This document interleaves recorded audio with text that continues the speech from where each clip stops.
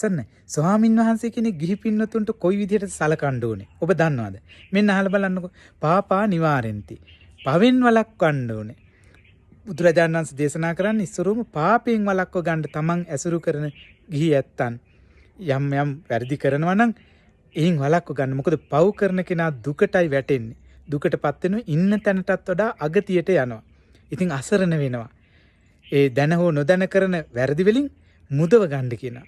ඒ පාපයෙන් වළක්ව ගත්තට පස්සේ කොහටද යොමු කරගන්නේ? කල්යාණේ නිවේසෙන්ති. යහපත් කටයුතු වලට එකතු කරගන්නවා. මව්දෙමව්පියන්ට උපස්ථාන කිරීමේ අනුසස් කියා දීලා ඒවා පුරුදු කරවනවා. බුදුරජාණන් වහන්සේට වන්දනා කරවනවා.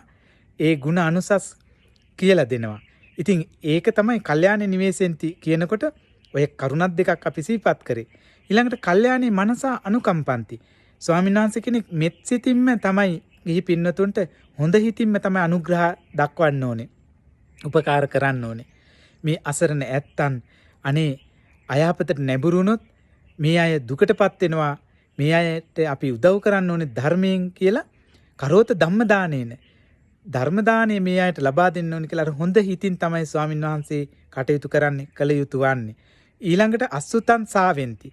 ගිහි පින්නතුන් නොඇසූ දහම් කරුණු කියලා දෙන්න ඕනේ ස්වාමීන් වහන්සේ කෙනෙක්. එතකොට තමයි යා ධර්මඥානෙ දියුණු කරගන්නේ. සුතම් පරියෝදපෙන්ති. ගිහි පින්නත් ඇත්තෝ අහලා තියෙන ධර්මයේ යම් යම් සැක සංකා තියෙන්න පුළුවන්. මොකද ගොඩාක් ලොකු ධර්මඥානයක් නැහැනේ. ඒ නිසා මේ සැකතෙන් නැවත නැවත කියා දීලා පිරිසිදු කරවන්න ඕනේ. සැක සංකා දුරු කරවන්න ඕනේ. ධර්මයේ පිළිබඳව තියෙන. ඊළඟට සග්ගස්ස මග්ගං ආචික්කන්ති. සුගති සම්පත්තිය පිණිසම මග කියලා දෙන්න ඕනේ. බුදුරජාණන් වහන්සේ ස්වාමීන් වහන්සේ කෙනෙකුට ගිහියෙකුට කරන්න ඕනේ උදව්ව ඔන්න ඔය විදිහට දේශනා කරලා තියෙනවා. හැම දිනාටම තෙරුවන් සරණයි.